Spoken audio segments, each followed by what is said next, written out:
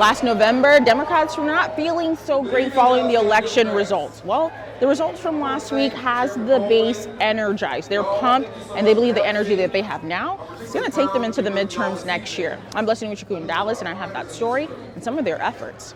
Last Tuesday, Democrats were celebrating their election results across the country, and now the race is on for next year with all eyes on the midterms. As our Blessing Uchiku shows us, Texas Democrats feel fired up going into the next election. The same governors that the Texas Democrats ran to while they were trying to protest redistricting efforts earlier this year have now made some stops in Texas recently. The governor of California just a few days ago, and now the governor of Illinois made his stop here in Dallas as well. Is this chair open? Michaela Watkins is a longtime Democrat. Thank you. But a first-time attendee at Monday's Johnson and Jordan dinner in Dallas. Started following Dallas Democrats a while back, and you kind of see the activity that happens in the county and happens in the city. And I knew that this was one of our largest events. Well, good evening, Dallas County Democrats. Watkins joined a packed house full of Democrats, eagerly cheering on Illinois Governor J.B. Pritzker. I thought for sure this would be a Cubs hat, but...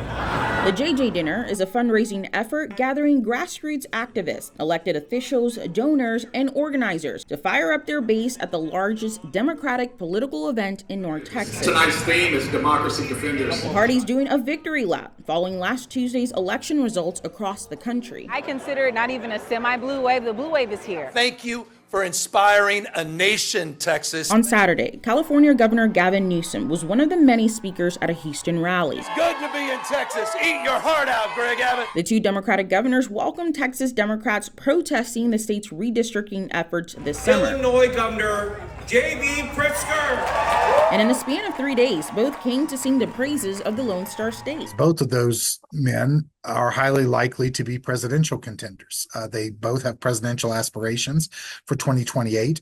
And even though Texas is a state that definitely inclines Republican, there is a fair bit of Democratic money. Back here in Houston, Texas. A day after Newsom's appearance, Texas Governor Greg Abbott announced his re-election bid in Houston as well. If a lot of people go out and vote, we can make a huge difference. And if at the very least turn Texas purple, but I think there are a lot of Democratic voters that don't show up. That's what some Republicans were saying about their party's performance after last Tuesday's election. We got that victory in November when President Trump won.